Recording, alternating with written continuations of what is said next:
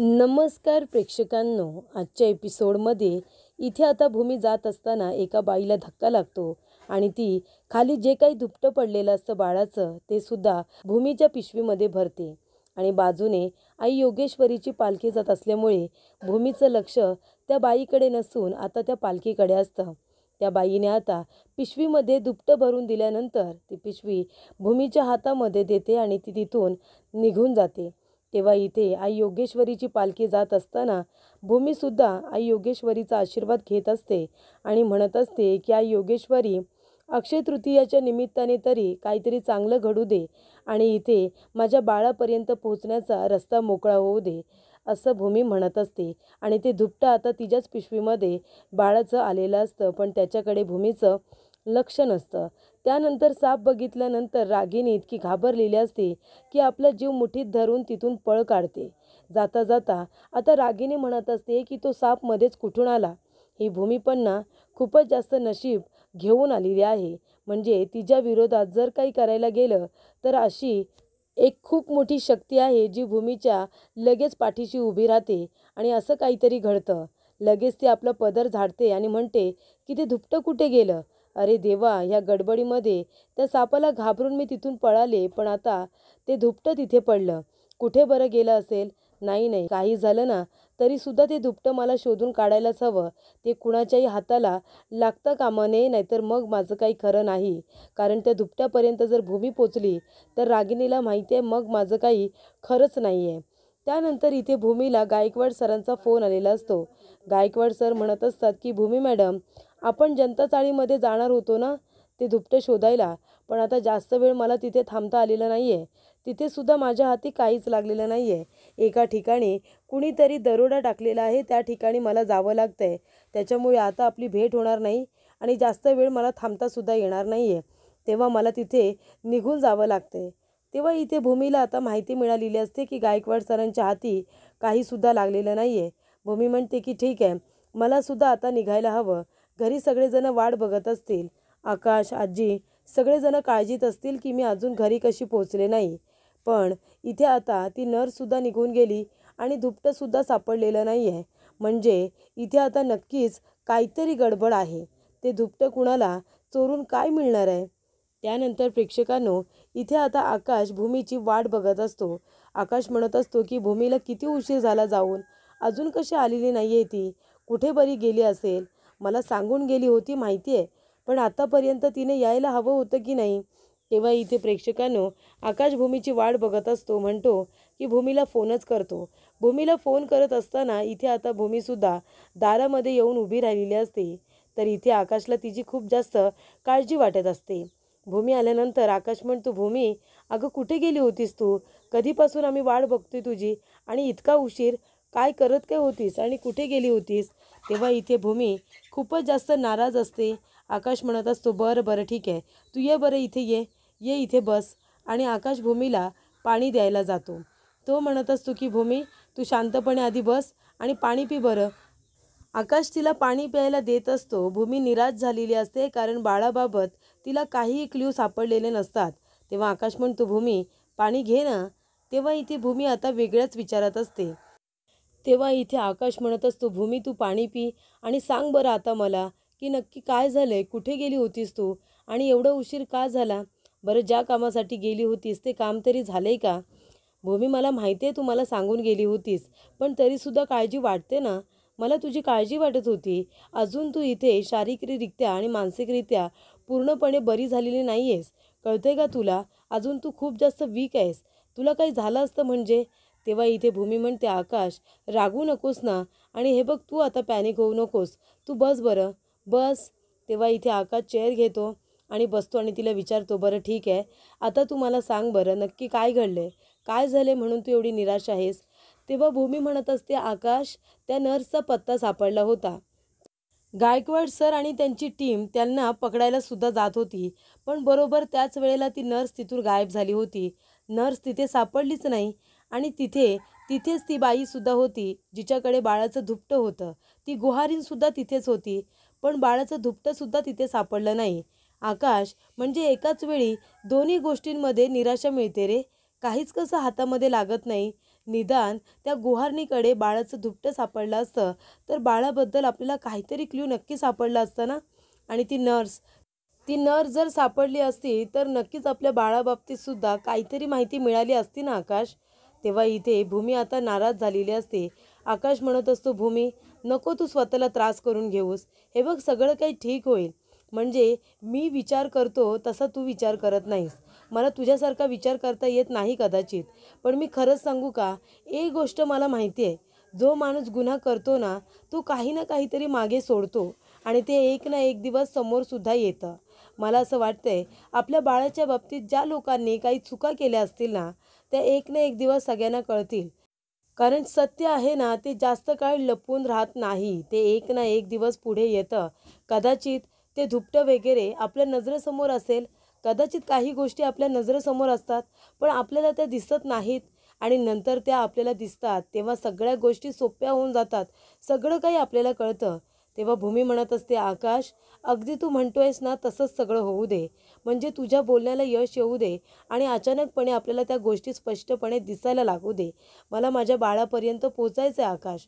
त्यानंतर इथे आता भूमी म्हणत असते, रागिनी आत्या कुठे आहेत? बरोबर आजच त्या नर्सला पकडायला जाणार होतो, दुपटं शोधायला जाणार होतो आणि आजच रागिनी आत्या गायब कशा काय आहेत? तेव्हा आकाश म्हणतो, भूमी आता आत्याचं काय याच्यामध्ये? तेव्हा भूमी म्हणते, नाही आकाश तुला काय या गोष्टी सोप्या वाटतात का? अरे आजच आम्ही शोधाशोध करायला जाणार होतो आणि आजच रागिनी आत्या गायब कशा? तेव्हा इथे रागिनी आता आजीबरोबर बाहेर येते. रागिनी म्हणत असते, काय गं भूमी काय झालं? तुला मंदिरातून यायला एवढा उशीर का? खूपच जास्त गर्दी होती वाटतं.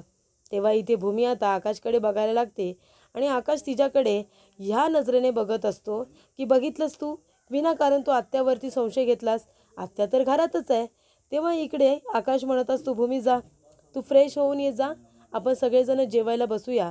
आत्या तू मानसीला पाणी घ्यायला सांग, आपण जेवायला बसू. त्यानंतर भूमीसुद्धा आता बॅग वगैरे घेते आणि आपल्या रूमकडे जायला निघते. तेव्हा इकडे आजी म्हणत असतात की आकाश काय रे काय झालं? भूमीचं काही बिनसलं आहे का? तेव्हा आकाश म्हणतो, नाही ग आजी काही बिनसलेलं वगैरे नाही आहे, सगळं काही ठीक आहे. तेव्हा इथे आकाशला आता काळजी वाटत असते भूमीची, कारण ती नाराज झालेली असते. इथे आता धुपटं नर्स तिच्या हाती काहीसुद्धा लागलेलं नसतं कारण रागिनी योग्य वेळेवरती तिथे जाते आणि ते सगळं काही ती नष्ट करते. त्यामुळे इथे प्रेक्षकांनो आता भूमी आपल्या रूममध्ये येते आणि ती धुपट्याची बॅगसुद्धा ती आता कपाटामध्ये ठेवते आणि त्याचबरोबर तिला आठवतं की ज्या वेळेला त्या मुलीला तिचा धक्का लागलेला असतो तेव्हा तिची पर्स आणि पिशवी दोन्हीही खाली पडलेले असतात. तेव्हा भूमी आता बघत असते काही महत्त्वाच्या गोष्टी पडल्या तर नाही ना. तर प्रेक्षकांनो इथे भूमी आता पिशवी न बघता आपली बॅग बघत असते. तिचे काही कार्ड वगैरे खाली पडले नाहीत ना. पण इथे भूमीने खरं तर ती पिशवी बघायला हवी होती ज्याच्यामध्ये त्या मुलीने बाळाचं धुपटंसुद्धा भरलेलं असतं. तेव्हा इथे भूमी आता विचार करत असते की जर ती नर्स सापडली असती तर किती बरं झालं असतं. तेव्हा मानसी तिथे येते आणि म्हणते, ताई अगं काय करतेस तू? मला इथे आकाश जिजूंनी सांगितलं म्हणजे तू कामासाठी गेली होतीस महत्त्वाच्या, पण तू निराश झालीस. तुझ्या हाती असं महत्त्वाचं असं काहीच लागलं नाही. पण तू काळजी करू नको. एक ना एक दिवस काही ना काहीतरी तुझ्या हाती असं नक्की लागेल ज्याच्यावरून सगळ्या गोष्टी इथे सोप्या होऊन जातील. तू नक्कीच काहीतरी गोष्टी तुला कळतील ज्या महत्त्वाच्या असतील. तेव्हा भूमी म्हणत असते, मानसी बघ ना गं, म्हणजे अचानकपणे त्या नर्सचं गायब होणं. धुपटं कुणाला चोरून काय मिळणार आहे सांग बरं? ते धुपटं त्या गुहारणीकडे होतं. ती नर्स आणि गुहारणी एकमेकींच्या बाजूलाच राहत होत्या आणि म्हणूनच त्या दोघींचं लोकेशन एकच सापडलं. पण ती नर्ससुद्धा गायब झाली होती आणि तुला माहिती आहे का ती गुहारणसुद्धा तिथे नव्हती. गुहारणीच्या इथे आता ते धुपटं शोधण्यात आलं पण ते सापडलं नाही असं गायकवाड सर म्हणाले. आता काय करायचं तूच सांग ना. ते धुपटं चोरून कुणाला काय मिळणार आहे? तेव्हा इकडे मनू म्हणत असते, ताई अगं ते साधंसुद्धा धुपटं नाही आहे. त्या धुपट्यामध्ये काय तुला माहिती आहे ना, खूप मोठी गोष्ट दडून बसली आहे. ते धुपटं आपल्यासाठी किती महत्त्वाचं आहे ते कुणाला तरी कळलंच असेल. तेव्हा इथे आता भूमी कपाट वगैरे बंद करते. ते धुपटं तर तिच्याच पिशवीमध्ये आलेलं होतं. तिने जर जरा डोळे नीट उघडून बघितलं असतं तर कदाचित तिला ते दिसलंही असतं. पण नाही. आता समोर त्याच्या इथे दरवाजा बंद करते पण ते धुपटं तिला बघितलेलं दाखवलेलं काही नाही आहे. त्यानंतर इकडे आता मनू म्हणत असते, ताई अगं पण ही गोष्ट त्या लोकांना कळली असेल का की तुम्ही तिथे शोधाशोध करायला जाणार आहात म्हणून? तेव्हा इथे भूमी म्हणते नक्कीच कळलं असेल, म्हणून तर बरोबर गोष्टी गायब केल्या गेल्या ना. ते आता आले तिकडे यशपाल काका. कोण आहे यशपाल? अचानक कुठून आला ग? रागिनी आता सुधारल्याचं फक्त नाटक करतायत, त्या सुधारलेल्या नाही आहेत. त्या फक्त आपल्याला दाखवतायत की त्यांचा आता जुन्या गोष्टींची काही संबंध नाही आहे, पण पूर्ण संबंध आहे. त्यांची खूप मोठी गँग आहे, ती त्यांना प्रत्येक वेळेला त्यांच्या कामामध्ये मदत करत असते. आणि रागिनी आत्या आहेत ना, त्यांना त्यांच्या कामाचे पैसे मोजत असतात. त्यामुळे इथे सगळं आहे ना, ते यशपाल काकांचा सुद्धा या सगळ्यामध्ये हात आहे. तेव्हा इथे मनू म्हणत असते, पण ताई अगं तू सगळीकडे कसं काय लक्ष देणार आहेस? तेव्हा भूमी म्हणते मी नाही गं, आता आपल्या प्रशांतची सुद्धा एक्झाम झाली आहे ना, प्रशांतला सांगितलं आहे मी त्या यशपालवरती लक्ष ठेवायला. तो आता काही ना काहीतरी माहिती नक्कीच गोळा करेल, असं आता भूमी म्हणत असते. त्यानंतर इथे यशपाल एका माणसाला पैसे द्यायला येतो. 50,000 रुपये त्याचे परत गेलेले असतात. तेव्हा तो म्हणतो काय रे हे, एका झटक्यात माझे सगळे पैसे मला परत करून टाकलेस, काय लॉटरी वगैरे लागली की काय तुला? तेव्हा यशपाल म्हणतो असं समज, लॉटरी लागले समज, नाहीतर एक सोन्याचं अंड देणारी कोंबडी हाती लागले असं समज, त्याच्यामुळेच माझ्याकडे पैसा आहे. ते जाऊ दे, तुला तुझे सगळे पैसे परत मिळाले ना, आणि जर तुला पैसे हवे असतील, काही गरज लागली ना, तर मला सांग, माझ्याकडून तू पैसे घे, बाकी कुणाला काही सांगू नकोस, कळलं का? बरं ठीक आहे, आता मी निघतो. तेव्हा प्रशांत म्हणत असतो की ताई तर म्हणाली होती की हा समाजसेवा करतो म्हणून, मग ह्याच्याकडे एवढे पैसे कसे? म्हणजे एका झटक्यात सगळी उधारी त्यांनी चुकती करून टाकली, 50,000 रुपये दिले. तेव्हा इथे प्रशांत येतो आणि म्हणत असतो की अहो दादा, इथे आता तो यशपाल होता ना, यशपाल तुमच्याबरोबर बोलत होता. तेव्हा तो माणूस म्हणतो तुम्ही यशपालला ओळखता का? तेव्हा तो म्हणतो हो, यशपाल माझा मित्र आहे ना. अहो तो माझ्याच गावचा आहे, आम्ही दोघेजण एकाच गावचे. तेव्हा ते काका म्हणतात एकाच गावचे, कुठलं आहे तुमचं गाव? तेव्हा प्रशांत म्हणतो पारोळी खुर्द. तो पारोळी खुर्दचाच आहे ना. तेव्हा इकडे तो म्हणतो की नाही, तो पारोळी खुर्दचा नाही आहे आणि तो मला कधी त्याच्या गावाबद्दल काहीच बोलला नाही आहे. तेव्हा प्रशांत म्हणतो हो का? अहो नाही, तो माझ्या गावचा आहे ना. तुमच्याजवळ तो बोलत असताना मी बघितलं. मी माझी गाडी घेऊन आलो आहे, माझी गाडी मी तिथे पार्क केले. मी इथे नवीन आहे, कुठे गाडी पार्क करायची, कुठे ठेवायची मला खरंच काही माहिती नाही आहे. तेव्हा मी यशपालला विचारायला येत होतो की मी गाडी आणली, कुठे पार्क करू. तुमच्याजवळ बोलताना बघितलं तर तो निघून गेला. तेव्हा तो म्हणतो तुमची ओळख कशी? तो सुद्धा तुमचा मित्र आहे का? तेव्हा तो म्हणतो हो, यशपाल माझा मित्र आहे, आम्ही दोघेजण सोबत काम करायचो ना. तेव्हा तो म्हणतो काय काम करायचात? तेव्हा तो माणूस घाबरतो, प्रशांतकडे बघतच राहतो. त्याचा मित्र येतो तेव्हा तो माणूस गाडीवरती बसून निघून जातो. प्रशांतला सांगत नाही की ते दोघेजण सोबत असताना काय काम करायचे ते.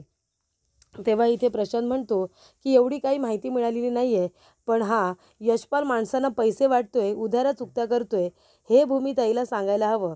प्रशांत आता भूमीला फोन करतो. तेव्हा भूमी म्हणते हा प्रशांत बोल ना. तेव्हा प्रशांत म्हणत असतो ताई, त्या यशपालवरती मी लक्ष ठेवून आहे. तो यशपाल आहे ना, त्याने आत्ताच एका माणसाला 50,000 रुपये कॅश दिले. तेव्हा भूमी म्हणते हो, पण कशासाठी? ती त्याने त्याची उधारी चुकती केली असं तो म्हणत होता आणि सांगितलंय की अंड देणारी कोंबडी सापडली आहे म्हणून, जर तुला पैशांची गरज लागली तर माझ्याकडे माग. तेव्हा इथे तो माणूस आहे ना, तो प्रशांत आता सांगत असतो यशपालचा मित्र आहे. यशपाल आणि तो दोघेजण सोबत काम करत होते. मी त्याला विचारलं की काय काम करत होता, तर तो मला सांगणारच होता, पण तेवढं त्याचा मित्र आला आणि त्याला बाईकवरून घेऊन गेला. तेव्हा त्याने मला सांगितलं नाही. एवढं काही खास हाती लागलेलं नाही आहे अजून. तेव्हा भूमी म्हणते प्रशांत, हे बघ, आपल्याला ठोस पुरावे लागणार आहे, त्याच्यामुळे तू यशपालवरती आहे ना नजर ठेवून राहा, कळलं ना, आणि मला छोटी मोठी माहितीसुद्धा देत राहा. तेव्हा इथे रागिनीने आता भूमीला बोलताना ऐकलेलं असतं. रागिनी म्हणत असते की या भूमीने यशपालच्या मागावरती सुद्धा माणसं ठेवली आहेत. आता जर यशपालबद्दल तिला काही माहिती मिळाली तर यशपाल इथे कशासाठी आलाय हे सुद्धा तिला कळेल आणि यशपाल कदाचित माझ्याबद्दल सुद्धा सगळं खरं सांगून बसेल. तेव्हा काहीही झालं ना तरीसुद्धा इथे आता यशपालने माझं नाव नाही घेतलं पाहिजे, माझ्याबद्दल तो काहीसुद्धा बोलला नाही पाहिजे, असं आता रागिनी म्हणत असते. तेव्हा इथे रागिनी यशपालला फोन करत असते, पण यशपाल काही तिचा फोन उचलायला तयार नसतो. तेवढ्यातच मनू किचनमध्ये येते. तेव्हा मनू म्हणत असते ताई अगं हे काय, इथे चिंच बोरं सगळंच आहे, आंबेसुद्धा आहेत, पण अगं हा रानमेवा इथे काय करतोय आपल्याकडे? तेव्हा भूमी म्हणते अगं आकाश म्हणत होता त्याचे आहेत ना मित्र येणार आहेत, त्यांची काही पार्टी वगैरे असेल, त्यामुळे ना त्याने सांगितलं होतं की रानमेवा आण म्हणून. तेव्हा मी रानमेवा सगळा मागवला आहे. असू दे, खूप दिवसानंतर आता मित्र छान मज्जा करणार आहेत, छान रानमेव्याबरोबर पार्टी करणार आहेत. तेव्हा इथे आता भूमी म्हणत असते, पण मनू एक गोष्ट मला कळत नाही आहे गं, आकाशला सुद्धा वेळ कसा देऊ? अगं बघ ना, पहिलं आकाश आणि मी आम्ही दोघे जण छान गप्पा मारायचो, एकमेकांबरोबर आम्ही चर्चा करायचो. पण आता मी धुपटं, रागिनी आत्या, ती नर्स या सगळ्यामध्ये अडकून पडली आहे गं. म्हणजे मला आकाशला वेळच देता येत नाही अजिबात. नाही, आकाश काही बोलत नाही आहे, पण तू नक्कीच हे सगळं मिस करत असेल, हो की नाही? तेव्हा त्याच्यासाठी मला काही करताच येत नाही असं स्पेशल. म्हणून जेव्हा मला कळलं की त्याचे मित्र घरी येणार आहेत आणि तो अशी पार्टी करणार आहे, तेव्हा विचार केला, चला या निमित्ताने का होईना, पण मला आकाशसाठी काहीतरी करता तर येईल ना. तेव्हा भूमी इथे आता इमोशनल होते. तेव्हा मनू म्हणत असते, ताई तू नको काळजी करू, सगळं काही ठीक होईल. तू आहे ना, आकाश जिजूंना वेळसुद्धा देशील आणि जे काही पुरावे हवेत ना ते सुद्धा शोधून काढशील. तू अजिबात काळजी करू नको. तेव्हा भूमी म्हणत असते, मनू अगं असंच होऊ दे, तुझ्या तोंडामध्ये आहे ना साखर पडू दे.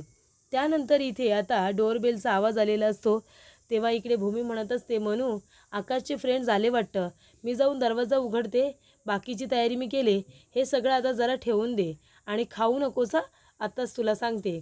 तेव्हा इथे आता मनू म्हणत असते की भूमिताई आणि जिजू यांची केमिस्ट्री खूपच जास्त छान आहे. तेव्हा भूमी जाऊन दरवाजा उघडते तर बाहेर कुणीच नसतं. भूमी म्हणत असते, हे काय, कुणीच कसं नाही आहे, कुठे गेले सगळे? तेव्हा इथे मनू आता हसत असते. भूमी म्हणत असते, कुठे गेले सगळेजण? तेव्हा लहान लहान मुलं तिथे आलेले असतात आणि सगळेजण आता भूमीला घाबरवतात. भूमी म्हणते, काय रे, तुम्ही इथे कसे काय सगळेजण? आकाश, हे सगळं काय आहे? तेव्हा आकाश म्हणत असतो की हां, हेच तर आहेत ना माझे मित्र. तेव्हा भूमी म्हणते, हो, तर हे तुझे मित्र आहेत आणि ह्यांच्याबरोबर तुझी मैत्री कधी झाली हां? तेव्हा आकाश म्हणत असतो, भूमी अगं आपण जाताना रस्त्याच्या बाजूला जे मैदान आहे ना, तिथेही मुलं खेळत असतात. एकदा त्यांचा बॉल माझ्या गाडीमध्ये येऊन पडला, सगळेजण बॉल मागायला आले. मी बॉल तर त्यांना दिला, पण एका अटीवरती, मी सुद्धा त्यांच्याबरोबर क्रिकेट खेळलो आणि मग क्रिकेटमध्ये मी हारलो तेव्हा मी त्यांना सांगितलं होतं की तुम्हाला सगळ्यांना मी रानमेव्याची पार्टी देईन म्हणून, आणि म्हणूनच आता मी त्यांना शाळेला सुट्ट्यासुद्धा लागल्यात, तेव्हा रानमेव्याची पार्टी करण्यासाठी मी त्या सगळ्यांना घरी घेऊन आलो आहे, बरोबर की नाही? तेव्हा इथे सगळेजण म्हणतात, हो अगदी बरोबर. तेव्हा भूमी म्हणते, हो का, पण आता या सगळ्यांबरोबर माझी ओळख करून देणार आहेस की नाही? तेव्हा आकाश म्हणतो, हे बघा मित्रांनो, मी तुम्हाला सांगितलं होतं ना की घरी एक मुलगी आहे, ती खूप जास्त हट्टी आहे, मला खूप जास्त त्रास देत असते, माझ्याशी सतत भांडत असते, तीच ती मुलगी आहे जी मला रागवते. तेव्हा इथे भूमी म्हणते, आकाश तू असं सांगितलेस का सगळ्यांना? तेव्हा मुलं म्हणतात, नाही ताई, असं सांगितलेलं नाही आहे, उलट दादा म्हणत होता की एक मुलगी आहे ना, ती खूप चांगली आहे, ती माझ्यावरती खूप प्रेम करते, माझ्यावरती रागवत पण नाही, असं दादा म्हणत होता, हो की नाही दादा? तेव्हा इथे भूमी म्हणत असते, हो का? तेव्हा इथे आता आकाश म्हणत असतो की काय झालं, तुम्ही का लाजताय? तेव्हा इथे ती मुलगी म्हणत असते, काही नाही दादा, तू म्हणाला होतास ना की तुझंही प्रेम आहे म्हणून ताईवरती, म्हणून मला ते आठवण आली, मला लाज आली. तेव्हा आकाश म्हणतो, अरे वा, म्हणून लाज आली का? तेव्हा भूमी म्हणते, बरं ठीक आहे, आता तुम्ही सगळेजण मला तुमची नावं सांगा बरं. तेव्हा इथे सगळी लहान मुलं आता भूमीला आपलं नाव सांगत असतात. तेव्हा भूमी सगळ्यांना इथे टाळ्या देते आणि सगळेजण फारच खुश असतात. भूमीसुद्धा लहान मुलांना भेटून त्यांना बघून आनंदी झालेली असते. भूमीच्या चेहऱ्यावरचा आनंद आकाश बघत असतो आणि खरं तर हे सगळं सरप्राईज त्याने भूमीसाठीच प्लॅन केलेलं असतं. भूमीला इथे आता क्षितिजाची खूप आठवण येत असते, म्हणून त्याने सगळ्याच लहान मुलांना घरी बोलावलेलं असतं छान पार्टी करण्यासाठी. तेव्हा भूमी त्या सगळ्यांना भेटून खूप जास्त खुश होते, तिला खूपच जास्त आनंद होतो. तिच्या चेहऱ्यावरचा आनंद बघून इथे आकाशसुद्धा आनंदी झालेला असतो. तर प्रेक्षकांनो, इथे आता क्षितिजाला बरं नसतं, तेव्हा डॉक्टर चेक करायला आलेले असतात. डॉक्टर म्हणत असतात की अमोली, तुम्ही काही बोला, पण कदाचित इथे भूमी येत नसेल, म्हणूनच इथे क्षितिजाची तब्येत ही बिघडलेली आहे, तिला बरं वाटत नाही आहे. तुम्ही माझं ऐकाल तर एक काम करा, तुम्ही भूमीला लवकरात लवकर इथे बोलावून घ्या. त्यानंतर इथे भूमी म्हणत असते की आकाश, अरे तू अमोलीला फोन कर ना. तेव्हा आकाश म्हणत असतो, अगं अमोलीला फोन करतोय, पण ती उचलेल तेव्हा ना, ती फोनच उचलत नाही आहे. तेव्हा इकडे अमोली म्हणत असते, काही झालं तरीसुद्धा आपल्याला नवीन बाई शोधावी लागेल, पण इथे भूमीला बोलवायला नको. तेव्हा इथे आता बाळाची तब्येत दिवसेंदिवस बिघडत चाललेली असते आणि तरीसुद्धा इथे अमोली भूमीला काही बोलवायला तयार नसते. पण इथे बाळाची तब्येत आता भूमी नसल्यामुळे बिघडत असते. इथे यशपाल दारू पिऊन आलेला असतो. तेव्हा आकाश म्हणत असतो, यशपाल काका काय म्हणताय तुम्ही? रागिनी आत्या तुम्हाला घाबरते असं तुम्ही म्हणताय. तेव्हा यशपाल म्हणतो, हो रागिनी मला खूपच जास्त घाबरते, कारण रागिनीचं एक सिक्रेट माझ्याकडे आहे ना, ते सिक्रेट जर मी कुणाला सांगितलं तर, म्हणून रागिनी मला घाबरते असं यशपाल म्हणतो.